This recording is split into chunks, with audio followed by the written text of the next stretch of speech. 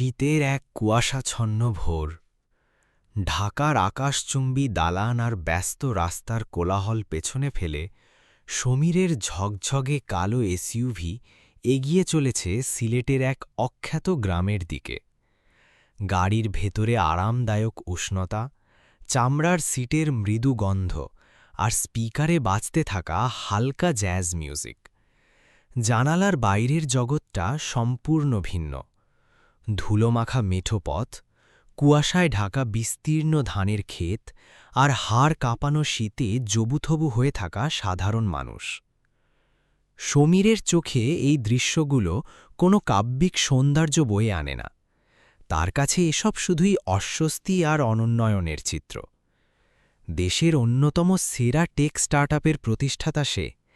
নিজের বুদ্ধি, মেধা আর bank balance নিয়ে তার অহংকারের কোনো সীমা নেই। সে বিশ্বাস করে পৃথিবীতে সম্মান কেবল তাদেরই প্রাপ্য যারা কর্পোরেট জগতের চূড়ায় বসে আছে।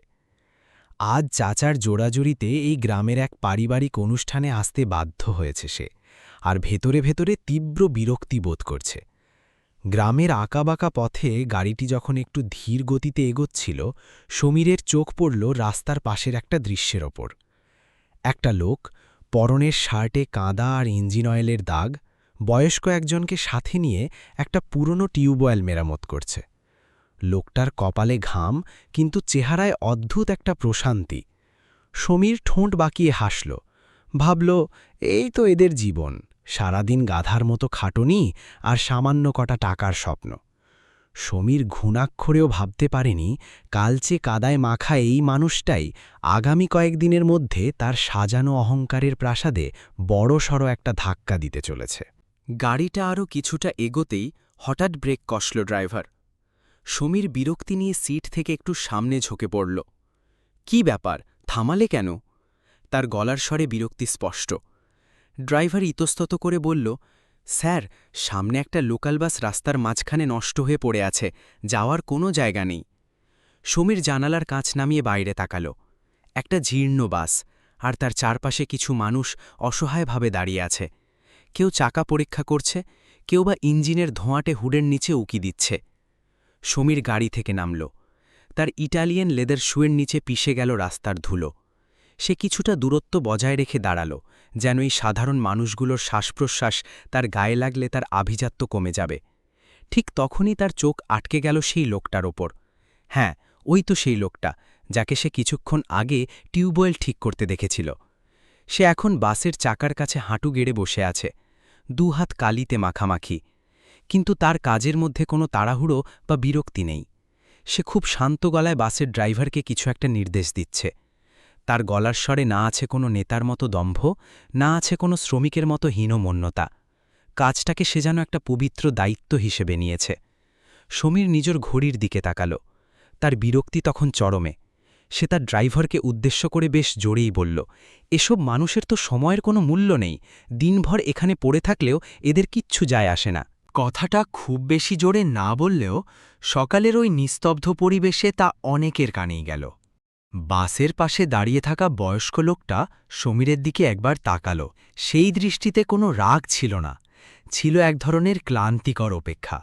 কিন্তু সমীর সেটা বুঝতে পারল না। তার কাছে মনে হল টাকা থাকলে এমন দু-চারটে কথা শোনানোর অধিকার তার আছে। কালিমখা লোকটাও সমীরের কথা শুনেছে। সে একবার চোখ তুলে তাকাল, কিন্তু কিছুই বলল না। সে নিজের পুরো মনোযোগ আবার বাসের চাকায় ফিরিয়ে দিল। কয়েকজনের সাহায্যে সে জোরে সরে একটা ধাক্কা দিল, আর একটা ধাতব শব্দের পর বাসের চাকাটা গর্ত থেকে উঠে এলো। কিন্তু ঠিক সেই মুহূর্তে রাস্তায় জমে থাকা কাদা ছিটকে এসে পড়ল সমীরের চকচকে জুতো আর দামি ট্রাউজারের ওপর। সমীরের মুখ রাগে লাল হয়ে গেল। What the hell? তোমার কোনো কাণ্ডজ্ঞান নেই? জানো এই প্যান্টটার দাম কত? সমীরের গলা রাগে কাঁপছিল। লোকটা ধীরে ধীরে উঠে দাঁড়াল। নিজের হাতের কালি কাপড়ের এক কোণায় মুছে নিয়ে খুব শান্ত গলায় বলল, দুঃখিত ভাই, রাস্তা ক্লিয়ার হয়ে গেছে, এখন আপনাদের গাড়ি যেতে পারবে। লোকটার এই নির্বিকার উত্তর সমীরের গায়ে যেন আগুন ধরিয়ে দিল। সে কোনো তর্ক করল না, ক্ষমা চাইল না, এমনকি নিজের দারিদ্র্য নিয়ে কোনো সাফাইও গাইল পণ্ডিতের মতো। সমীর দাঁত চেপে বলল, রাস্তায় চলতে গেলে চোখ কান খোলা রাখতে হয়। লোকটা নীরবে রাস্তা থেকে সরে দাঁড়াল। তার এই নীরবতা সমীরের কাছে চরম অপমানজনক মনে হল। গাড়িতে ফিরে এসে সমীর টিস্যু দিয়ে জুতো পরিষ্কার করতে লাগল। গাড়ি আবার চলতে শুরু করেছে।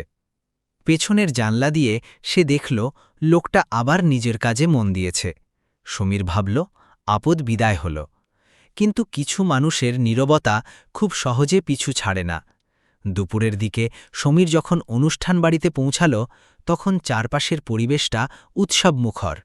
উঠোনে বিশাল প্যান্ডেল, লোকজনের হাঁকডাক, রান্নার সুবাস, সব মিলিয়ে একটা জমজমাট ব্যাপার। সমীরের কাছে এসব বড্ড সেকেলে আর বিশৃঙ্খল মনে হচ্ছিল। তাকে দেখে আত্মীয় স্বজনরা এগিয়ে এলেও সমীর সবার সাথে একটা মেকি হাসি দিয়ে শুধু সৌজন্যতা রক্ষা করে চলল। তার মনে হচ্ছিল এখানকার মানুষজন কেবল তার দামি ঘড়ি, পোশাক আর শহরের আভিজাত্য দেখেই তাকে সমীহ করছে।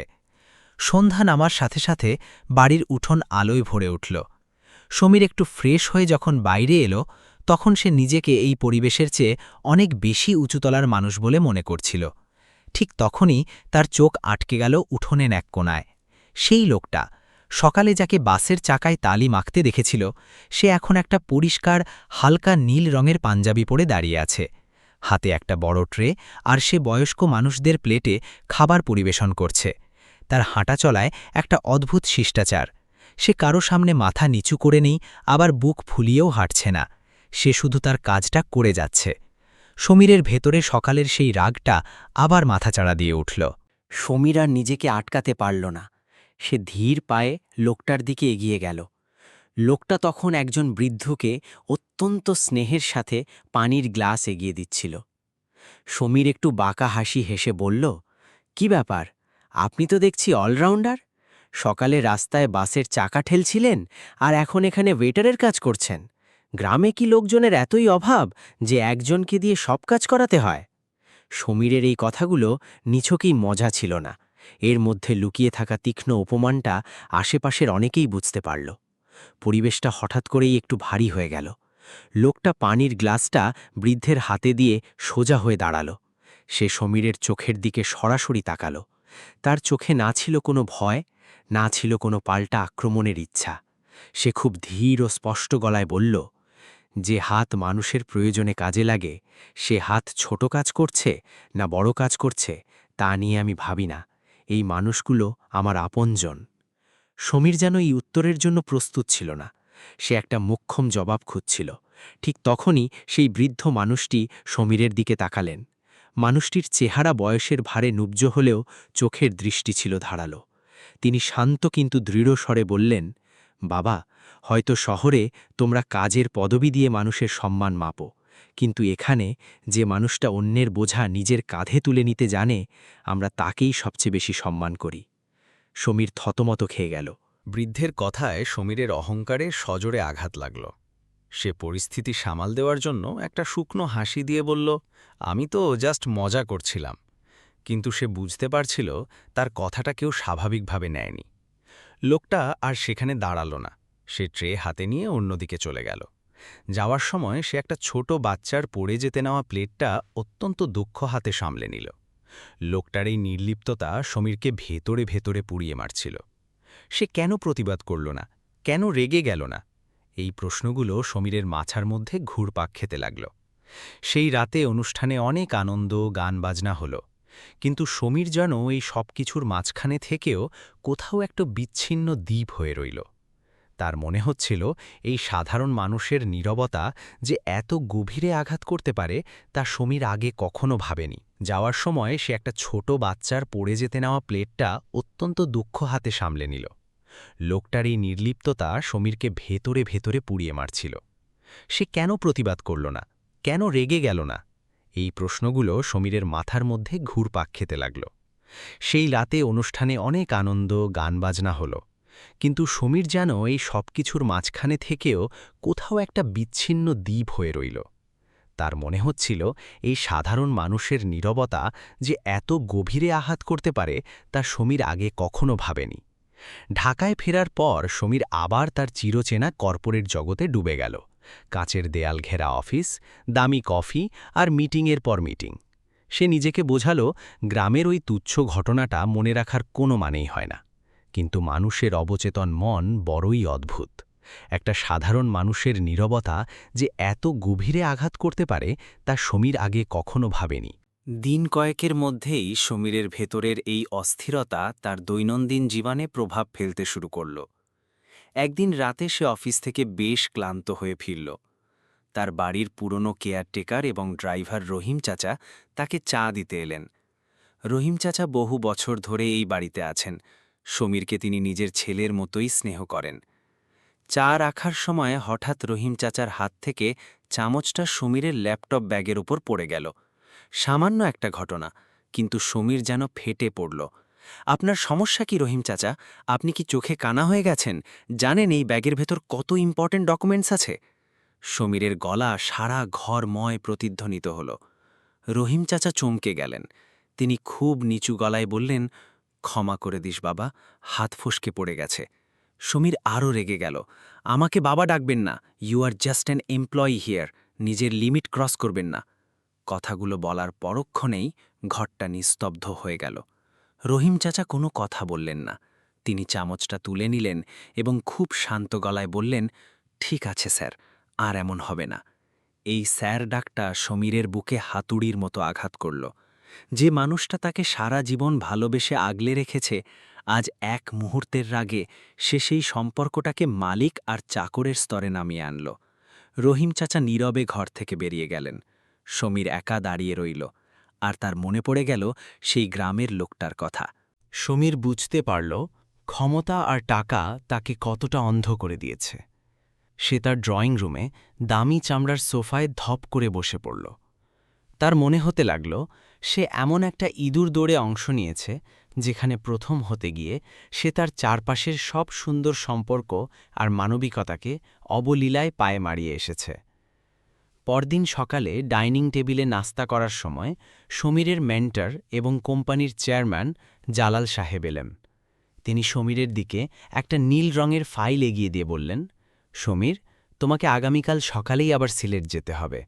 খুব জরুরি একটা বোর্ড মিটিং আছে। সমীর অবাক হয়ে তাকাল। সিলেটে? হুট করে এই মুহূর্তে কেন? জালাল সাহেব কফিতে চুমুক দিয়ে বললেন, আমাদের নতুন এগ্রোটেক প্রজেক্টের জন্য। আমরা গ্রামের প্রান্তিক কৃষকদের সাথে সরাসরি একটা ডিজিটাল সাপ্লাই চেইন তৈরি করতে চাচ্ছি। আর এই বিশাল প্রজেক্টের লিড নিচ্ছে ওখানকার একটা লোকাল কোঅপারেটিভ সোসাইটি। তাদের প্রধানের সাথে তোমার চূড়ান্ত মিটিং। মনে রেখো সমীর, এই লোকগুলো কিন্তু শহরের কর্পোরেট কালচার বা টাকার দম্ভ বোঝে না। তাদের সাথে তাদের মতো করেই সম্মান দিয়ে কথা বলতে হবে। সমীর ফাইলটা খুলল। তার ভেতর একটা অদ্ভুত অজানা অনুভূতি হচ্ছিল। তার মনে বারবার ফিরে আসছিল রহিম চাচার সেই অভিমানী চোখের কথা আর গ্রামের সেই নীরব লোকটার কথা। সমীর জানত না আগামীকালের এই যাত্রা তার জীবনের সবচেয়ে বড় শিক্ষায় পরিণত হতে যাচ্ছে। পরদিন সকালে সমীর যখন তার চকচকে কর্পোরেট স্যুট পরে হাতে দামি ফাইল আর ট্যাবলয়েড নিয়ে সিলেটের আঞ্চলিক অফিসের দিকে রওনা হলো, তখন তার মনে একটা চেনা স্বস্তি ফিরে এসেছে। এটাই তো তার আসল জগৎ, যেখানে ফাইল, পরিসংখ্যান, প্রেজেন্টেশন আর দ্রুত সিদ্ধান্ত নেওয়ার ক্ষমতা দিয়ে সে রাজত্ব করে। রওনা হওয়ার আগে জালাল সাহেব তাকে খুব শান্ত গলায় বলেছিলেন, পেশাদার হওয়া ভালো সমীর, কিন্তু মানুষকে শুধু সংখ্যার খাতিরে হিসেব করো না। সমীর তখন হালকা হেসে মাথা নেড়েছিল, কিন্তু কথাটার গভীরতা তার মনে পৌঁছয়নি। গাড়ির জানলা দিয়ে বাইরের সবুজ চা বাগান আর ধানের ক্ষেতগুলো পেরিয়ে যাওয়ার সময় এক মুহূর্তের জন্য তার মনে সেই শ্রীপুরের মেঠো পথের কথা ভেসে উঠেছিল। কিন্তু সে ঝটপট তার ট্যাবলেটের স্ক্রিনে মন দিল, যেন সেই স্মৃতিকে মাথা তোলার কোনো সুযোগই দেওয়া না হয়। শহরের উপকণ্ঠে গড়ে ওঠা সেই কোঅপারেটিভ সোসাইটির প্রধান কার্যালয়টি কোনো সাধারণ দপ্তরের মতো ছিল না। বিশাল কাঁচের দেওয়ালের ওপাশে বড় বড় ট্রাকের আনাগোনা, আর অফিসের বাইরে সাধারণ সুতির ফতুয়া পড়া কিছু কৃষক দাঁড়িয়ে কথা বলছেন। প্রধান ফটকের দেওয়ালে বড় বড় অক্ষরে লেখা ছিল, মাটি থেকে মানুষের পাতে, সততা আর সম্মানের সাথে। সমীর দেখাটা দেখল বটে, কিন্তু সেটাকে কেবল একটা গালভরা কর্পোরেট স্লোগান ভেবে এড়িয়ে গেল। গাড়ি যখন মূল গেটে থামল, সমীর ফাইলটা গুছিয়ে নিয়ে নামতেই তার চোখ আটকে গেল গেটের পাশে দাঁড়ানো এক পরিচিত চেহারার ওপর। সে আর কেউ নয়, সেই মেঠো পথের সাধারণ লোকটা। আজ তার পরনে সাধারণ একটা সুতির শার্ট, হাতে কিছু রসিদ আর কাগজপত্র। সে খুব মনোযোগ দিয়ে দুজন কৃষকের কথা শুনছিল। বোধহয় ফসলের ওজন কিংবা পাওনা টাকা নিয়ে কোনো সমস্যা হয়েছিল, কারণ একজন কৃষক বারবার তার কাগজটা লোকটাকে দেখাচ্ছিলেন। পাশে দাঁড়িয়ে থাকা সিকিউরিটি গার্ডও লোকটার দিকে গভীর শ্রদ্ধার সাথে তাকিয়েছিল। কিন্তু সমীর সেই শ্রদ্ধার ভাষা পড়ার কোনো প্রয়োজন মনে করল না। তার মগজ ততক্ষণে নিজের মতো করে একটা সিদ্ধান্ত নিয়ে ফেলেছে। সে ভাবল, লোকটা নিশ্চয়ই কোনো প্রান্তিক চাষি দলের প্রতিনিধি হয়ে এসেছে, কিংবা কোনো ছোটখাটো সাপ্লায়ারের হয়ে কোনো অভিযোগ জানাতে গেটে দাঁড়িয়ে আছে। এক মুহূর্তের জন্য সমীরের অবচেতন মন তাকে ফিসফিস করে বলল, চুপচাপ ভেতরে চলে যাওয়াটাই শ্রেয় হবে। রহিম চাচার সেই বিষণ্ণ মুখ আর গ্রামের বৃদ্ধের কথাগুলো তার মনে সূক্ষ্ম একটা কাঁপন তুলল। কিন্তু তার বহু বছরের লালিত অহংকার আবার তার ওপর ভর করল। সে লোকটার দিকে এগিয়ে গিয়ে এক ছিলটে বাঁকা হাসি হেসে বলল, আরে, আবার দেখা হয়ে গেল।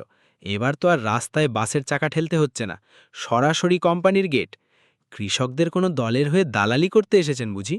ভালো, আজকাল বড় বড় কোম্পানিগুলো আপনাদের মতো ছোটখাটো সাপ্লায়ারদেরও একটু আধটু সুযোগ দেয়। লোকটা চোখ তুলে তাকাল।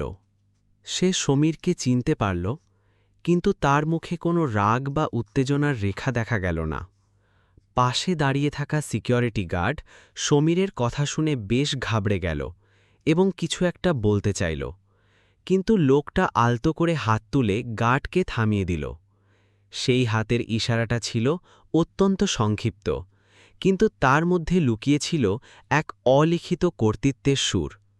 সমীর যদি একটু গভীরভাবে খেয়াল করত, তবে বুঝতে পারত এই মানুষটা এখানে কোনো অনুগ্রহ প্রার্থী হয়ে দাঁড়িয়ে নেই।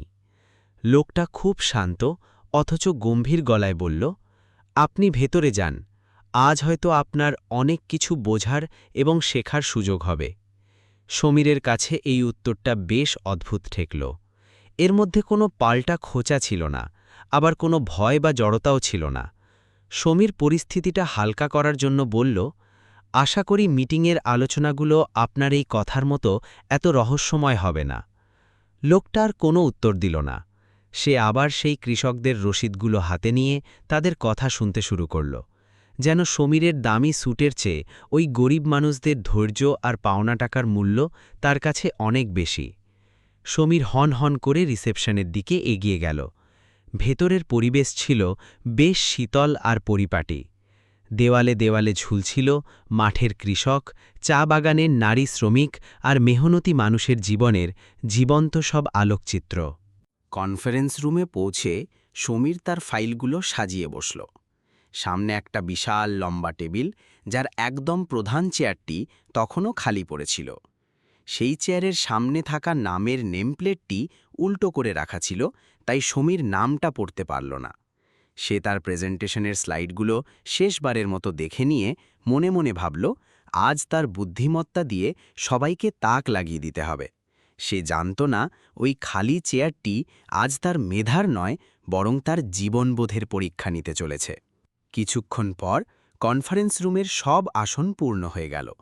টেবিলের এক পাশে টাই স্যুট পরা কর্পোরেট কর্মকর্তারা, আর অন্য পাশে গ্রামীণ সমবায় সমিতির প্রতিনিধি ও কৃষক নেতারা বসে আছেন। তাদের চেহারায় শহরের কৃত্রিম উজ্জ্বলতা না থাকলেও রোদ, বৃষ্টি আর কঠোর পরিশ্রমের গভীর ছাপ স্পষ্ট ছিল। ঠিক তখনই ঘরের ভারী দরজাটা খুলে গেল। প্রথমে একজন নারী কর্মকর্তা ভেতরে এসে মাইক্রোফোনে ঘোষণা করলেন, এখন আমি আমাদের মূল প্রজেক্টের স্বপ্নদ্রষ্টা ও চেয়ারম্যান জনাব রিয়াদ আহমেদকে অনুরোধ করব আজকের সভার সূচনা করার জন্য। সমীরের আঙুলগুলো ফাইলের ওপর জমে বরফ হয়ে গেল। পরের মুহূর্তেই দরজার ওপাশ থেকে সেই চেনা মানুষটি ভেতরে প্রবেশ করল। সেই একই শান্ত চাহনি, একই ধীর স্থির হাঁটাচলা। শুধু আজ তার পরনে একটা মার্জিত নেহেরু জ্যাকেট, হাতে সেই একই কাগজপত্র যা নিয়ে সে একটু আগে বাইরে কৃষকদের সাথে কথা বলছিল। রুমে বসা প্রতিটি মানুষ অত্যন্ত শ্রদ্ধার সাথে আসন ছেড়ে উঠে দাঁড়ালেন। একজন বয়স্ক কৃষক 2 হাত জোড় করে বললেন, আসসালামু আলাইকুম রিয়াদ সাহেব। সমীরের গলার ভেতরটা নিমেষেই শুকিয়ে কাঠ হয়ে গেল। লোকটা টেবিলের প্রধান আসনে এসে বসার আগে সামনের নেমপ্লেটটি সোজা করে রাখল, যেখানে লেখা ছিল রিয়াদ আহমেদ, প্রতিষ্ঠাতা Ahmed agro foods and Panchagarh cooperative alliance. সমীরের মনে হল পুরো ঘরের বাতাস যেন 1 সেকেন্ডের জন্য থমকে গেছে। যাকে সে রাস্তায় কাদা মাখা সাধারণ এক মেকানিক ভেবেছিল, যাকে সে বিয়েবাড়িতে ওয়েটার ভেবে অপমান করেছিল, আর যাকে কিছুক্ষণ আগেও গেটের বাইরে ছোট সাপ্লায়ার বলে তুচ্ছতাচ্ছিল্য করেছে, সেই এই বিশাল সাম্রাজ্যের অধিপতি। রিয়াদ সমীরের দিকে তাকাল, মাত্র এক পলকের জন্য। সেই দৃষ্টিতে কোনো তাচ্ছিল্য বা প্রতিশোধের আনন্দ ছিল না। সে সবাইকে বসতে ইঙ্গিত করে সভা শুরু করল। রিয়াদ খুব সাধারণ কিন্তু গম্ভীর গলায় বলল, আমাদের লক্ষ্য শুধু ফসল বা পণ্য বিক্রি করা নয়। আমাদের মূল কাজ হল সেই পরিশ্রমকে সঠিক মূল্য দেওয়া, যা মাঠ থেকে শুরু হয়ে বাজারের চকচকে আলোয় পৌঁছতে পৌঁছতে নিজের অস্তিত্ব হারিয়ে ফেলে। সে কোনো স্লাইড দেখে মুখস্থ বলছিল না, বরং মাঠের প্রান্তিক মানুষের বঞ্চনা, নারীদের অধিকার আর ন্যায্য মূল্যের লড়াইয়ের গল্প ফুটিয়ে তুলছিল। সে বলছিল, একটা সাপ্লায়ার চেন তখনই সফল হয় যখন সেখানে কেবল মুনাফা নয়, পারস্পরিক সম্মানও থাকে। সমীরের চোখ স্ক্রিনের দিকে থাকলেও তার মন বারবার সেই কোম্পানির গেটে ফিরে যাচ্ছিল। নিজের বলা অহংকারী শব্দগুলো তার কানে তীরের মতো বিঁধছিল। বড় কোম্পানিগুলো আপনাদের মতো ছোটখাটো সাপ্লায়ারদের সুযোগ দেয়। এখন সে বুঝতে পারছিল এই পুরো খেলায় আসলে ছোট কে ছিল। সেই মানুষটা নয়, ছোট ছিল সমীরের নিজের মানসিকতা। আলোচনার এক পর্যায়ে একজন কর্মকর্তা প্রশ্ন করলেন, স্যার, আমাদের লজিস্টিক্স যদি ঠিকঠাক কাজ করে তবে এই প্রজেক্ট অন্য জেলাতেও ছড়ানো সম্ভব। রিয়াদ শান্তভাবে জবাব দিল, সম্ভব, তবে আমাদের এমন পার্টনার প্রয়োজন যে চাষিকে শুধু কাঁচামালের উৎস ভাববে না। মনে রাখবেন, প্রতিটি বস্তা ফসলের পেছনে একটা পরিবারের রান্নাঘর, একটা বাচ্চার স্কুলের বেতন আর একজন বৃদ্ধের ওষুধের খরচ জড়িয়ে থাকে। সমীরের বুকের ভেতর হঠাৎ জালাল সাহেবের সেই চেনা কণ্ঠস্বর প্রতিধ্বনিত হল, মানুষকে শুধু সংখ্যার খাতিরে হিসেব করু না। সমীর টেবিল থেকে পানির গ্লাসটা তুলতে গেল, কিন্তু তার হাতটা সামান্য কেঁপে উঠল। কেউ যেন তার এই দুর্বলতা দেখে না ফেলে, তাই সে দ্রুত গ্লাসটা নামিয়ে রাখল। এরপর সমীরের প্রেজেন্টেশনের পালা এলো। সে দাঁড়িয়ে তার কোম্পানির বিশাল নেটওয়ার্ক আর ডেলিভারি মডেলের কথা বলতে শুরু করল। কিন্তু আজ তার গলার স্বরে সেই চেনা ধার ছিল না। মার্জিন, স্কেলেবিলিটি, নেটওয়ার্ক শব্দগুলো আজ তার নিজের কানেই বড্ড ফাঁপা আর প্রাণহীন ঠেকল। মিটিং শেষ হতেই সবাই রিয়াদের চারপাশে ভিড় জমাল। কেউ তার হাত ধরে ধন্যবাদ জানাচ্ছে, কেউ নিজের গ্রামের সমস্যার কথা বলছে। রিয়াদ অত্যন্ত ধৈর্য নিয়ে প্রত্যেকের কথা শুনছিল। সমীর স্তব্ধ হয়ে নিজের চেয়ারে বসে রইল। ফাইল বন্ধ থাকলেও তার মনের অবরুদ্ধ দুয়ার আজ খুলে গেছে। সে যখন কনফারেন্স রুম থেকে বের হল, করিডোরের দেওয়ালে আবার সেই স্লোগানটা দেখতে পেল, মাটি থেকে মানুষের পাতে, সততা আর সম্মানের সাথে। এবার আর তাকে মেকি কোনো স্লোগান মনে হল না। সমীর বুঝতে পারল, তার আসল ভুলটা কেবল একজন মানুষের পরিচয় না জানার মধ্যে ছিল না। তার আসল অপরাধ ছিল সে মানুষের পরিচয় জানার আগেই তার পোশাক আর কাজ দেখে তার একটা দাম নির্ধারণ করে ফেলেছিল। বাইরে আসার সময় সমীরের কাঁধজোড়া আর আগের মতো সোজা ছিল না। তার চিরচেনা আত্মবিশ্বাসের চাল আজ নিখোঁজ। সে রিসেপশনের কাছে এসে একটু থামল। তার ভেতরের অহংকার বলছিল, এখনই ঢাকা চলে যাও, কেউ জানতে পারবে না তোমার ভেতরে কি ভেঙে চুরমার হয়ে গেছে। কিন্তু তার ভেতরের এক নতুন সত্তা জেগে উঠে বলল, আজকে যদি তুমি পালিয়ে যাও সমীর, তবে সারা জীবনেও আয়নার সামনে দাঁড়িয়ে নিজের চোখের দিকে তাকাতে পারবে না। সে গভীর একটা শ্বাস নিয়ে রিসেপশনিস্টকে বলল, আমি মিস্টার রিয়াদ আহমেদের সাথে শুধু 2 মিনিটের জন্য একটু দেখা করতে চাই। অপেক্ষার সেই কয়েকটা মিনিট সমীরের কাছে কয়েকটা যুগের মতো দীর্ঘ মনে হল। দেওয়ালের সেই সাধারণ মানুষের ছবিগুলো যেন আজ তার দিকেই তাকিয়েছিল। কিছুক্ষণ পর ডাক এলো। সমীর যখন রিয়াদের কেবিনে ঢুকল, রিয়াদ টেবিলের পাশে দাঁড়িয়ে কিছু ফাইল দেখছিল। সে সমীরকে বসার ইঙ্গিত করলেও সমীর বসতে পারল না। সে খুব নিচু গলায় বলল, আমি আপনার কাছে ক্ষমা চাইতে এসেছি। রিয়াদ কিছুক্ষণ সমীরের দিকে তাকিয়ে রইল। তার চোখ দুটো কঠোর ছিল না, তবে খুব সহজও ছিল না। সে প্রশ্ন করল, কোন বিষয়ের জন্য ক্ষমা চাইছেন সমীর সাহেব? আপনি ক্ষমা চাইছেন কারণ আপনি আমাকে একজন সাধারণ গরিব মানুষ ভেবেছিলেন বলে, নাকি আজ জানতে পারলেন যে আমি গরিব নই তাই? এই প্রশ্নটা সমীরের বুকে কোনো চাবুকের আঘাতের চেয়েও তীব্রভাবে লাগল। রিয়াদ অত্যন্ত মৃদুস্বরে বলল, আপনার ওই অহংকারী শব্দগুলো আমাকে ততটা আঘাত করেনি যতটা আঘাত করেছে আপনার ওই দৃষ্টিভঙ্গি, যা দিয়ে আপনি মানুষকে বিচার করেন। পোশাক দেখে, কাজ দেখে, হাতের কাদা দেখে মানুষের জাত ঠিক করেন। সমীরের চোখ দুটো কান্নায় ভরে উঠল। সে বলল, আমি সত্যিই লজ্জিত। রিয়াদ বলল, লজ্জা পাওয়াটা একটা ভালো অনুভূতির শুরু হতে পারে, কিন্তু তা স্থায়ী পরিবর্তন আনে না। রিয়াদ তার টেবিল থেকে একটা পুরনো সাদা-কালো ছবি তুলে সমীরকে দেখালো, যেখানে এক জীর্ণ পোশাক পরা কৃষক মাঠের মাঝে দাঁড়িয়ে আছেন। রিয়াদ বলল, ইনি আমার বাবা। একসময় শহরের এক বড় ব্যবসায়ী হাটের মাঝখানে ওনাকে অপমান করে বলেছিলেন, কৃষকদের জন্মই হয়েছে ঋণ নেওয়ার জন্য আর চোখের জল ফেলার জন্য। বাবা সেদিন কোনো প্রতিবাদ করেননি। ঘরে ফিরে সারা রাত নীরবে কেঁদেছিলেন। সেদিনই আমি মনে মনে প্রতিজ্ঞা করেছিলাম, যদি কোনো দিন আমার হাতে ক্ষমতা আসে, তবে আমি তা কাউকে ছোট করার জন্য ব্যবহার করব না। আমি চেয়েছিলাম মাঠের কৃষক যেন ব্যাংকের ম্যানেজারের সামনে দাঁড়িয়েও মাথা নিচু না করে সমানভাবে কথা বলতে পারে।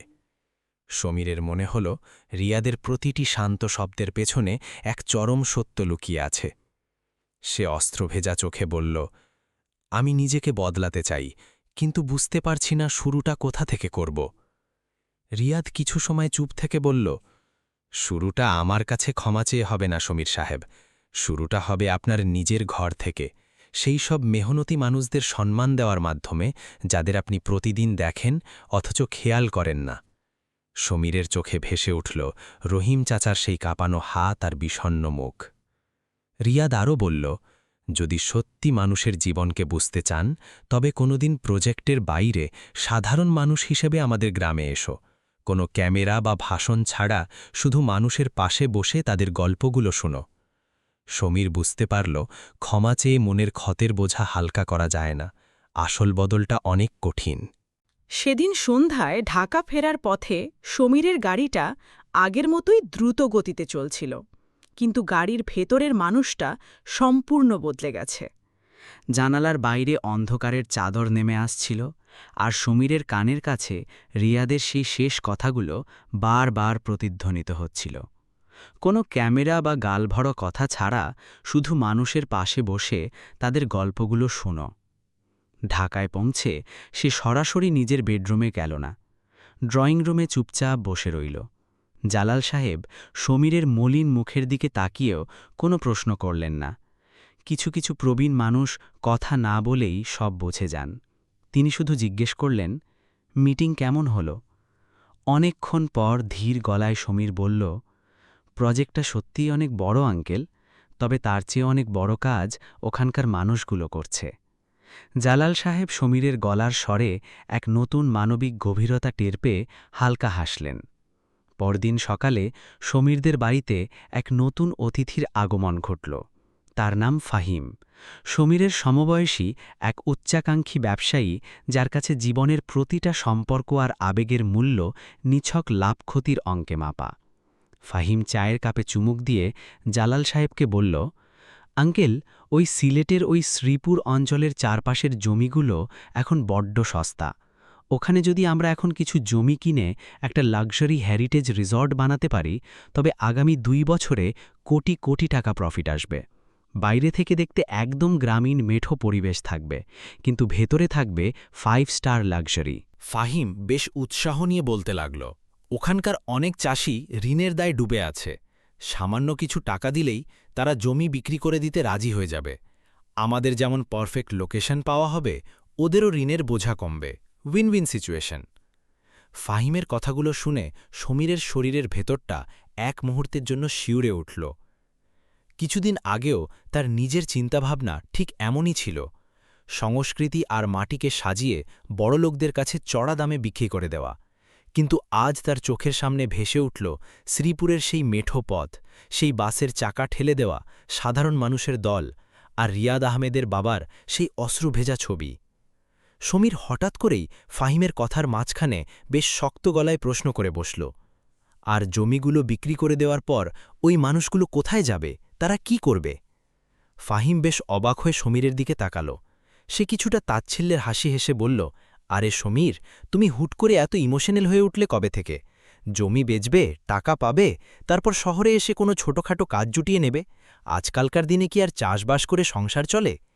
পুরো ড্রয়িং রুমটা এক নিমেষেই স্তব্ধ হয়ে গেল। জালাল সাহেব গভীর এক দৃষ্টি নিয়ে সমীরের দিকে তাকিয়ে রইলেন। তিনি হয়তো মনে মনে এই দিনটির জন্যই অপেক্ষা করছিলেন। ভাগ ১। তুমি ঠিক এই প্রশ্নটাই করবে।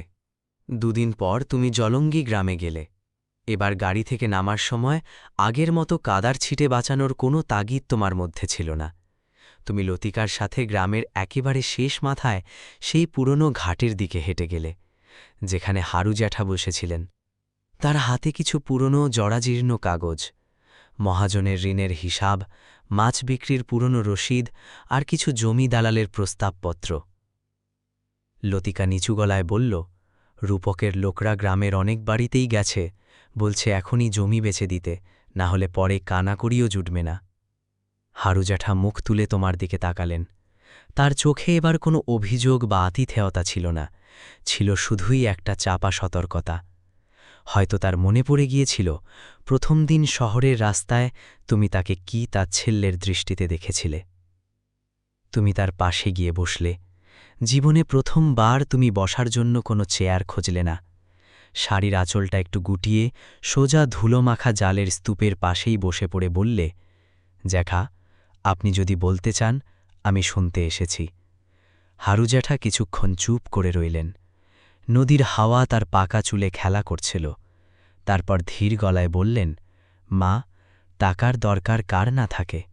ছেলের পড়ার খরচ, পুরনো দেনা, ঘরের চালটাও সারাতে হবে। কিন্তু এই ভিটে মাটি বেচে দিলে কাল নাতি নাতনিদের কি পরিচয় দেব? টাকা তো দুদিনে ফুরিয়ে যাবে, মাটি গেলে তো আমাদের নাম নিশানাই মুছে যাবে। তার গলায় কোনো রাগ ছিল না, ছিল শুধুই এক বুক ক্লান্তি আর চরম সত্যি। ভাগ ২। তিনি নদীর দিকে আঙুল তুলে দেখালেন। ওই যে দেখছ, ওখানেই আমার বাবা নিজের হাতে প্রথম নৌকা ভাসিয়েছিল। আমি নিজে কত ঝড় জলেই নদী ছাড়িনি। আর আজ শহরের বাবুরা এসে বলছে একটা কাগজে সই করলেই নাকি সব শেষ। তোমার বুকের ভেতরটা কেমন যেন মোচড় দিয়ে উঠল। তোমার মনে পড়ে গেল একটা সময় তোমার কাছে জমির মানে ছিল শুধুই লোকেশন, প্রজেক্ট আর মার্কেট ভ্যালু। আজ প্রথমবার বুঝতে পারছ, একটা জমি মানে একটা আস্ত পরিবারের স্মৃতি, তাদের বেঁচে থাকার অধিকার। ঠিক তখনই দূরে রূপকের ঝকঝকে গাড়িটা এসে থামল। সে গাড়ি থেকে নেমেই সেই চেনা মেকি হাসিটা হেসে বলল, আরে জোয়া, তুমি এখানে? খুব ভালো, নিজের চোখেই দেখে নাও জায়গাটা। এই পুরো বস্তি এলাকাটা বদলে যেতে পারে। তুমি খুব শান্ত গলায় জিজ্ঞেস করলে, বদলে যেতে পারে নাকি বিক্রি হতে পারে? রূপক হো হো করে হেসে উঠল। দুটোর মধ্যে তফাৎ কি? উন্নয়ন তো সবসময় পুরনো কিছু ভেঙে তবেই আসে। লতিকার মখটা ভয়ে ফ্যাকাশে হয়ে গেল। হারু জ্যাঠা হাতের কাগজগুলো শক্ত করে চেপে ধরলেন। তুমি প্রথমবার রূপকের দিকে খুব তীক্ষ্ণ দৃষ্টিতে তাকালে। তার হাসির মধ্যে ভদ্রতা ছিল, কিন্তু সেই উত্তাপটা ছিল না যা আয়ানের কথায় থাকে। সেই মুহূর্তে তুমি বুঝতে পারলে তোমার সামনে এখন শুধু একটা জমির দরদাম চলছে না, এটা একটা লড়াই। একপাশে এমন একটা জগৎ যেখানে সব কিছুর দাম হাঁকা যায়, আর অন্য পাশে এমন কিছু মানুষ যারা বিক্রি হয় না, যাদের বাঁচাতে হয়। তুমি হারু জ্যাঠার দিকে ফিরে শান্ত কিন্তু দৃঢ় গলায় বললে, জ্যাঠা, এখন কোনো কাগজে সই করবেন না, আগে আমরা পুরো হিসাবটা বুঝব।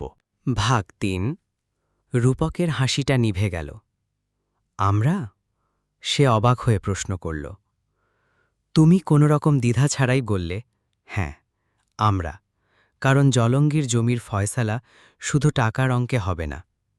সেদিন বিকেলে নদীর ঘাটে কোনো বড় স্লোগান ওঠেনি, কোনো চিৎকার হয়নি, কিন্তু তোমার ভেতরে নিঃশব্দে একটা বিরাট সিদ্ধান্ত তৈরি হয়ে গিয়েছিল। তুমি আর শুধু ভুল স্বীকার করে পালিয়ে যাওয়া কোনো অপরাধী মেয়ে হয়ে থাকতে চাও না। তোমাকে এবার কারো ভিটেমাটি, কারো আত্মসম্মান আর আগামী দিনের জন্য বুক চিতিয়ে দাঁড়াতে হবে। এরপর থেকে তুমি জলঙ্গি গ্রামের রোদ যেতে শুরু করলে। প্রথম প্রথম গ্রামের মানুষ তোমাকে দেখে চুপ করে যেত। কেউ সরাসরি বিরোধিতা করত না ঠিকই, কিন্তু বিশ্বাসও করত না। আগে হলে এই অবহেলা তোমার গায়ে লাগত, কিন্তু এখন তুমি জানো, বিশ্বাস জোর করে আদায় করা যায় না, ওটা একটু একটু করে অর্জন করতে হয়। একদিন লতিকা তোমাকে গ্রামের পুরনো ভাঙাচড়া সাইক্লোন শেল্টারের কাছে নিয়ে গিয়ে বলল, জায়গাটা অনেক বছর ধরে পরিত্যক্ত, এটা যদি একটু সারানো যায় তাহলে গ্রামের বাচ্চাদের বিকেলের পড়াশোনাটা এখানে হতে পারে। অনেকেরই ঘরে পড়ার মতো একটু আলো বা জায়গা নেই। তুমি সেই অন্ধকার স্যাঁতস্যাঁতে শেল্টারে ঘ্রেতর পা রাখলে।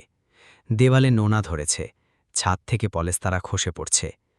আগের জোয়া হলে হয়তো নাক সিটকে তক্ষুনি বেরিয়ে আসত, কিন্তু তুমি চারপাশটা খুঁটিয়ে দেখে জিজ্ঞেস করলে, আমরা যদি এটা ঠিক করি কত বাচ্চা আসতে পারে?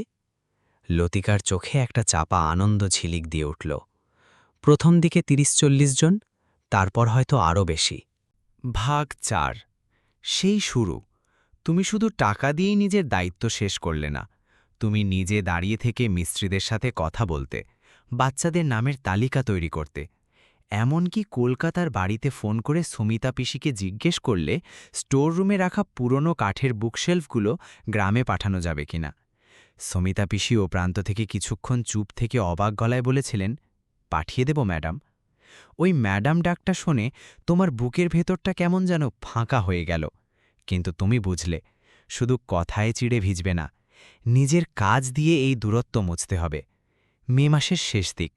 হঠাৎ করেই শুরু হলো কালবৈশাখীর তাণ্ডব। নদীর জল ফুঁসে উঠল, আর সেই সাথে সারানো সাইক্লোন শেল্টারের কাজ প্রায় শেষ হয়ে আসা অবস্থাতেই বড় ধাক্কা খেল। গ্রামের বাচ্চারা রোজ উঁকি মেরে দেখত। টুনটুনি নামের একটা ছোট্ট মেয়ে তো রোজ এসে বলতো, দিদিমণি, আমি কিন্তু সামনের বেঞ্চিতে বসব। এই ছোট ছোট আবদারগুলো তোমার ভেতরে এমন একটা অদ্ভুত শান্তি এনে দিত, যা শহরের কোনো দামি রেস্তোরাঁয় বা জন্মদিনের পার্টিতে পাওনি। কিন্তু উদ্বোধনের ঠিক আগের রাতে আকাশ ভেঙে পড়ল। ঝড়ের দাপটে মনে হচ্ছিল যেন নদীর বাঁধ ভেঙে জল ঢুকছে। ভোরবেলা লতিকার ফোনে ঘুম ভাঙল তোমার।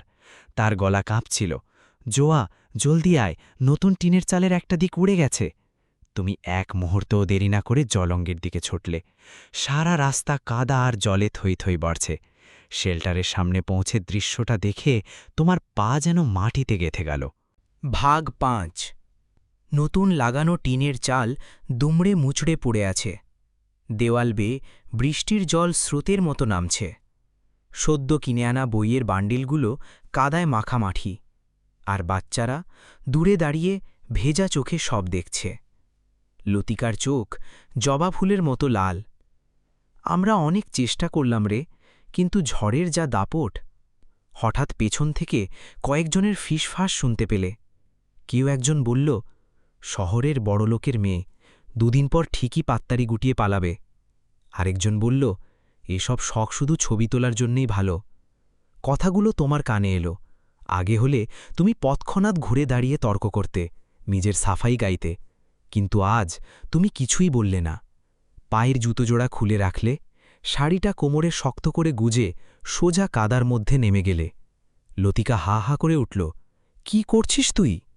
তুমি কাদামাখা বইয়ের একটা বান্ডিল দুহাতে তুলে নিয়ে বললে, যেগুলো বাঁচানো সম্ভব আগে সেগুলোকে আলাদা করি। সেদিন আর কোনো বড় বড় কথা হল না, শুধু কাজ চলল। লতিকা বাচ্চাদের নিরাপদ জায়গায় সরিয়ে নিয়ে গেল। হারু জ্যাঠা কোথা থেকে যেন বাঁশ আর দড়ি নিয়ে এলেন। গ্রামের কিছু মেয়ে পুরনো বস্তা আর ত্রিপল নিয়ে ছুটে এলো। কিছুক্ষণ পর দেখা গেল সুমিতা পিসি কলকাতা থেকে একটা গাড়ি ভাড়া করে বড় একটা হাঁড়িতে খিচুড়ি আর চায়ের ফ্লাস্ক নিয়ে হাজির। তিনি তোমাকে এক হাঁটু কাদায় দাঁড়িয়ে থাকতে দেখেও মুখে কিছু বললেন না, শুধু বাচ্চাদের দিকে এগিয়ে গেলেন। বৃষ্টি থামার কোনো লক্ষণ নেই। তোমার হাত কাদায় ভর্তি, চুল ভিজে লেপটে আছে মুখের সাথে। ভাগ ৬। জল সেচতে সেচতে একসময় ক্লান্ত হয়ে তুমি দেওয়ালের পাশে বসে পড়লে। সামনে দাঁড়িয়ে ছোট্ট টুনটুনি, নিজের ভেজা খাতাটা বুকে জড়িয়ে। সে খুব ভয়ার্ত গলায় জিজ্ঞেস করল, দিদিমণি, আমাদের স্কুল কি আর হবে না? তোমার বুকের ভেতর জমানো সব কষ্ট যেন ভেঙে দিরিয়ে আসতে চাইল। তুমি ওর কাছে গিয়ে হাঁটু গেড়ে বসে ও ঠান্ডা হাত দুটো নিজের হাতের মুঠোয় নিয়ে বললে, না রে টনি, স্কুল ঠিক হবে। চাল ভেঙেছে, আমরা আবার গড়ব। বই ভিজেছে, আমরা রোদে শুকব, কিন্তু স্কুল কোনোদিন বন্ধ হবে না। টুনির মুখে প্রথম একটা স্বস্তির হাসি ফুটল। ঠিক তখনই দূরে একটা জিপ এসে থামল। গাড়ি থেকে নামল আয়ান। সে বেশ কিছুক্ষণ কোনো কথা বলল না, শুধু চুপচাপ দাঁড়িয়ে দেখতে লাগল তোমাকে, লতিকাকে, হারু জ্যাঠাকে আর ওই ছোট ছোট বাচ্চাদের যারা নিজেদের ছোট্ট হাত দিয়ে জল পরিষ্কার করছে। ও হয়তো আজ তোমার পরীক্ষা নিতে আসেনি, কিন্তু নিজের উত্তর ঠিকই পাচ্ছিল। তুমি ওর দিকে তাকালে, কিন্তু আজ আর তোমার চোখে কোনো অপরাধবোধ বা ক্ষমা চাওয়ার আকুতি ছিল না। তোমার হাতে কাদা, শরীরে ক্লান্তি, কিন্তু চোখে এক অদ্ভুত প্রশান্তি। তুমি আজ প্রথমবার মন থেকে উপলব্ধি করছ, শুধু মুখে বড় কথা বললেই পরিবর্তন আসে না। পরিবর্তন তখন আসে যখন একজন মানুষ নিজের আরামের গুন্ডি পেরিয়ে অন্যের স্বপ্ন বাঁচানোর জন্য কাদার মধ্যে নামতে দ্বিধা করে না। সেদিন সন্ধ্যায় স্কুল উদ্বোধন করা গেল না ঠিকই, কিন্তু একটা বড় স্বপ্ন ভেঙে যাওয়া থেকে বেঁচে গেল। ভাগ ৭। বৃষ্টির দাপট কমে এলেও হাওয়া বেশ ঠান্ডা। তুমি ঠান্ডায় কাঁপছিলে। ঠিক তখনই আয়ানের ঠাম্মা বিমলা দেবী তোমার কাছে এসে পিঠে হাত রাখলেন। মারে, এভাবে ভেজা কাপড়ে থাকলে তো জ্বর বাঁধাবে। চল আমাদের ঘরে, একটু গরম চা খেয়ে নেবে। তুমি প্রথমে না করতে চেয়েছিলে, কিন্তু তার গলার স্বরটা এত আপন ছিল যে ফেরাতে পারলে না। আয়ানেদের পুরনো বাড়িটার দিকে হাঁটতে শুরু করলে। যে গ্রামের মাটির পথ দেখে তুমি একসময় নাক সিটকোতে, আজ সেই পথেই তোমার পা ক্লান্ত হলেও স্থির। ঠাম্মার ঘরটা খুব ছোট, একটা তক্তপশ, পাশে একটা মাটির উনুন। তিনি তোমাকে একটা শুকনো গামছা দিয়ে পেতলের গ্লাসে আদা দেওয়া গরম চা এগিয়ে দিলেন। দুহাতে গ্লাসটা ধরতেই তার ওম যেন তোমার শিরায় শিরায় ছড়িয়ে পড়ল। কিছুক্ষণ চুপ থেকে ঠাম্মা বললেন, আজ তুই বাচ্চাদের বইগুলো বাঁচালে, খুব ভালো করেছিস। তুমি মাথা নিচু করে বললে, ঠাম্মা, আমি আগে অনেক ভুল করেছি, বোধহয় এখনও শুধরে নেওয়ার চেষ্টাই করছি। ঠাম্মা হাসলেন। যে শেখে সে কখনো ভুল পথে থাকে না রে মা। যে মনে করে সে সব জেনে গেছে, সেই আসলে আটকে যায়। তিনি দেওয়ালে ঝোলানো একটা পুরনো সাদা কালো ছবির দিকে ইশারা করলেন। আয়ানের বাবার ছবি। আয়ানের বাবার একটা ছোট ট্রালার ছিল। এক বছর এমন তুফান এলো যে সব শেষ। মহাজন বলল, ট্রালার বেচে দে, না হলে না খেয়ে মরবি। সেদিন আয়ানের মা নিজের হাতের শাখা পলা খুলে মহাজনের মুখে ছুঁড়ে মেরেছিল। ভাগ ৮। বলেছিল, ট্রলার থাকলে আবার রোজগার হবে, কিন্তু ওটা বেচলেই তো আমাদের বাঁচার পথ বন্ধ।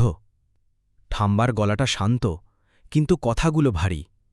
তোমার মনে পড়ে গেল হারু জ্যাঠার কথা, রূপকের সেই লোভী মুখের হাসিটা। ঠাম্মা বলে চললেন, আয়ান তখন খুব ছোট। ও নিজের চোখে দেখেছিল যে দারিদ্র্য মানে শুধু পেটে খিদে নয়। দারিদ্র্য সবচেয়ে বেশি কষ্ট দেয় তখন, যখন কেউ তোমার পরিশ্রমকে ছোট করে দেখে। হয়তো এই জন্যই ও শহরের বড় চাকরি ছেড়ে আবার এই মাটিতেই ফিরে এসেছে। তোমার দু চোখ জলে ভরে উঠল। তুমি খুব আস্তে করে বললে, আমিও তো ঠিক এই কাজটাই করেছিলাম। আমি মানুষকে তাদের পোশাক আর ব্যাংক ব্যালেন্স দিয়ে মেপেছিলাম। ঠাম্মা তোমার মাথায় হাত বুলিয়ে দিলেন। মাথা নিচু করলেই তো আর পাপ কাটে না মা, নিজের হাত দুটো কাজে লাগাতে হয়। অনুশোচনা আর পরিশ্রম যখন একসাথে হয়, তখন মন নিজে থেকেই সাফ হয়ে যায়। কথাগুলো তোমার মনের ভেতরের সব অস্থিরতা যেন ধুয়ে দিল। তুমি বুঝতে পারলে, ক্ষমা কোনো ম্যাজিক নয় যে একবার চাইলেই পাওয়া যাবে। এটা একটা রোজকার লড়াই। ফেরার সময় তুমি নিচু হয়ে ঠাম্মার পায়ে হাত দিয়ে প্রণাম করলে। আগে হয়তো এটা শুধু লোক দেখানো ভদ্রতা হতো, কিন্তু আজ এই প্রণামের মধ্যে ছিল এক নিখাদ সম্মান। ঠাম্মা আশীর্বাদ করলেন, বড় ঘরে জন্মানোটা ভাগ্যের ব্যাপার, কিন্তু মানুষের কাছে মাথা নিচু করতে জানাটা হলো আসল শিক্ষা। তুমি যখন আবার শেল্টারের দিকে ফিরলে, মেঘ কেটে গিয়ে আকাশে একটা অদ্ভুত সুন্দর আলো ফুটেছে। ভাগ ৯। পরের কয়েক সপ্তাহে জলঙ্গি গ্রামটা তোমার কাছে শুধু একটা প্রজেক্ট রইল না, ওটা তোমার জীবনের পাঠশালা হয়ে দাঁড়ালো। সকালে লতিকার সাথে বাচ্চাদের পড়ানো, দুপুরে হারু জ্যাঠার বাড়ির উঠোনে জেলেদের মিটিংয়ে বসা, আর বিকেলে শেল্টারের নতুন চাল তোলার কাজ তদারকি করা, এটাই হয়ে গেল তোমার রুটিন। তুমি বুঝতে শিখলে, শুধু চেক বই সই করলেই উন্নয়ন হয় না, বিশ্বাস আর সম্মান ছাড়া কোনো সম্পর্ক টেকে না। লতিকা তোমাকে শোনাতো কোন মেয়েটা টাকার অভাবে স্কুল ছেড়তে চলেছে, কাকে রোজ সকালে 4 ক্রোশ হেঁটে জল আনতে হয়। তুমি শুনতে শুনতে ভাবলে, এতদিন এই পৃথিবীর খবর তোমার কাছে পৌঁছায়নি কেন? কারণ তুমি কখনো দেখার চেষ্টাই করনি। এর মাঝেই একদিন রূপক গ্রামের পঞ্চায়েত তলায় একটা বড় মিটিং ডাকল। চকচকে জুতো আর ইস্ত্রি করা শার্ট পরে সে গ্রামের মানুষকে বোঝাতে শুরু করল, এখানে রিসর্ট হলে কত চাকরি হবে, রাস্তাঘাট ঝকঝকে হবে। তুমি সেদিন একদম পেছনের সারিতে বসেছিলে। রূপক তোমাকে দেখে তাচ্ছিল্যের সুরে বলল, জোয়া, তুমি তো অন্তত বোঝো বিজনেস কিভাবে হয়, ইমোশন দিয়ে তো আর পেট চলে না। তুমি ধীর পায়ে উঠে দাঁড়ালে। তোমার গলার আওয়াজ নিচু হলেও অসম্ভব তীক্ষ্ণ শোনাল। হ্যাঁ রূপক, বিজনেস বুঝি, আর এটাও বুঝি ডিল সবসময় সমানে সমানে হওয়া উচিত, ভয় দেখিয়ে নয়। যে উন্নয়ন মানুষকে তার শিকড় থেকে উপড়ে ফেলে তাকে উন্নয়ন বলে না, উচ্ছেদ বলে। রূপকের হাসিটা মিলিয়ে গেল। তুমি হাড়ু জ্যাঠার দিকে ফিরে বললে, সিদ্ধান্ত গ্রামবাসীই নেবে, তবে সেটা পুরো সত্যিটা জেনে। ভাগ 10। সেদিন গ্রামের সাধারণ মানুষরা প্রথমবার রূপকের মুখের ওপর প্রশ্ন করতে শুরু করল, জমির আসল দাম কত? রিসর্ট হলে জেলেদের সমুদ্রে যাওয়ার রাস্তা বন্ধ হবে কিনা? রূপক অনেক চেষ্টা করেও তাদের আটকাতে পারল না ওর মিথ্যে প্রতিশ্রুতির জালে। মিটিংটা সেদিন কোনো চুক্তি ছাড়াই শেষ হলো। এটা হয়তো চূড়ান্ত জয় ছিল না, কিন্তু রূপকের অহংকারে একটা বড় ধাক্কা ছিল। কদিন পর তুমি কলকাতায় ফিরলে। বাড়িতে ঢুকেই দেখলে সুমিতা পিসি রান্নাঘরে কাজ করছেন। তুমি সোজা সেখানে গিয়ে বললে, পিসি, আজ চাটা আমি বানাই? তিনি চমকে উঠলেন, না না ম্যাডাম, আপনি কেন? তুমি তার হাতটা ধরে বললে, আমাকে আর ম্যাডাম ডাকবেন না, আগে যেমন ছোটবেলায় জুমি বলে ডাকতেন তেমনই ডাকবেন। আমি আপনার সাথে খুব খারাপ ব্যবহার করেছিলাম, আমাকে মাফ করে দিন। সুমিতা পিসির চোখ জলে ভরে উঠল। তিনি শুধু বললেন, বাচ্চারা তো ভুল করেই, কিন্তু যখন নিজের ভুল বুঝতে পারে তখন ঘরটা আবার নিজের মনে হয়। সেই রান্নাঘরে দাঁড়িয়ে তুমি অনুভব করলে, আসল পরিবর্তন সব সময় নিজের ভেতর থেকে শুরু হয়। এরপর অগস্ট মাসের একটা রোদেলা সকালে জলঙ্গি গ্রামে আলোর ঠিকানা স্কুলের দরজা খুলল। টুনটুনি সত্যি সত্যি একদম সামনের বেঞ্চে বসেছে। বাইরে দাঁড়িয়েছিল আয়ান। তুমি তার দিকে তাকালে। সে একটু হেসে বলল, আমি এখন আর সেই অহংকারী মেয়েটাকে দেখতে পাই না। তুমি জিজ্ঞেস করলে, তাহলে কাকে দেখছ? আয়ান বলল, এমন একজনকে যে মাটির কাছাকাছি নামতে শিখেছে। ভাগ 11। সেদিন তোমার চোখে জল ছিল, কিন্তু সেটা কষ্টের নয়, চরম তৃপ্তির। এরপর থেকে আলোর ঠিকানা শুধু একটা স্কুল রইল না, গ্রামের মানুষের ভরসার জায়গা হয়ে উঠল। লতিকা বাচ্চাদের পড়াত, তুমি শহরের ডাক্তারদের নিয়ে এসে মাঝে ক্যাম্প করতে, আর আয়ান জেলেদের অধিকারের জন্য লড়াই চালিয়ে গেল। সময়ের সাথে সাথে তোমার আর আয়ানের মাঝেও একটা গভীর নীরব সম্পর্ক গড়ে উঠল। সেখানে কোনো বড় বড় প্রতিশ্রুতি ছিল না, ছিল শুধু একে অপরের প্রতি সম্মান। মাস 6 পর সমুদ্রের ধারে খুব ছিমছাম একটা অনুষ্ঠানে তোমাদের বিয়ে হল। কোনো দামি ব্যান্ডের বাদ্যি ছিল না, ছিল শুধু গ্রামের মানুষের হাসি মুখ আর আশীর্বাদ। যে গ্রামটাকে একদিন তুমি তোমার স্ট্যাটাসের সাথে বেমানান ভেবেছিলে, সেই গ্রামটাই আজ তোমার জীবনের সবচেয়ে বড় আশ্রয়। গল্পের শেষে এটাই মনে রাখা দরকার, মানুষকে কখনো তার পোশাক, কাজ বা ব্যাংক ব্যালেন্স দিয়ে বিচার করতে নেই। অনেক সময় ওই কাদামাখা হাতগুলোতেই সবচেয়ে বেশি সততা লুকিয়ে থাকে। আর ভুল করাটা কোনো অপরাধ নয়, আসল কথা হলো সেই ভুলটা স্বীকার করে নিজেকে বদলে ফেলার সাহসটুকু রাখা।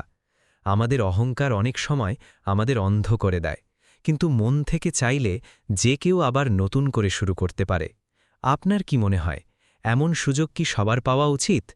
জীবনে একবার হোঁচট খেলেও কি নতুন করে উঠে দাঁড়ানো যায়? আপনার মতামত অবশ্যই জানাবেন। ভাগ 10। সেদিন গ্রামের সাধারণ মানুষরা প্রথমবার রূপকের মুখের ওপর প্রশ্ন করতে শুরু করল, জমির আসল দাম কত? রিসর্ট হলে জেলেদের সমুদ্রে যাওয়ার রাস্তা বন্ধ হবে কিনা? রূপক অনেক চেষ্টা করেও তাদের আটকাতে পারল না ওর মিথ্যে প্রতিশ্রুতির জালে। মিটিংটা সেদিন কোনো চুক্তি ছাড়াই শেষ হলো। এটা হয়তো চূড়ান্ত জয় ছিল না, কিন্তু রূপকের অহংকারে একটা বড় ধাক্কা ছিল। কদিন পর তুমি কলকাতায় ফিরলে। বাড়িতে ঢুকেই দেখলে সুমিতা পিসি রান্নাঘরে কাজ করছেন। তুমি সোজা সেখানে গিয়ে বললে, পিসি, আজ চাটা আমি বানাই? তিনি চমকে উঠলেন। না না ম্যাডাম, আপনি কেন? তুমি তার হাতটা ধরে বললে, আমাকে আর ম্যাডাম ডাকবেন না। আগে যেমন ছোটবেলায় জুমি বলে ডাকতেন তেমনই ডাকবেন। আমি আপনার সাথে খুব খারাপ ব্যবহার করেছিলাম, আমাকে মাফ করে দিন। সুমিতা পিসির চোখ জলে ভরে উঠল। তিনি শুধু বললেন, বাচ্চারা তো ভুল করেই, কিন্তু যখন নিজের ভুল বুঝতে পারে তখন ঘরটা আবার নিজের মনে হয়। সেই রান্নাঘরে দাঁড়িয়ে তুমি অনুভব করলে আসল পরিবর্তন সব সময় নিজের ভেতর থেকে শুরু হয়। এরপর অগস্ট মাসের একটা রোদেলা সকালে জলঙ্গি গ্রামে আলোর ঠিকানা স্কুলের দরজা খুলল। টুনটুনি সত্যি সত্যি একদম সামনের বেঞ্চে বসেছে। বাইরে দাঁড়িয়েছিল আয়ান। তুমি তার দিকে তাকালে। সে একটু হেসে বলল, আমি এখন আর সেই অহংকারী মেয়েটাকে দেখতে পাই না। তুমি জিজ্ঞেস করলে, তাহলে কাকে দেখছ?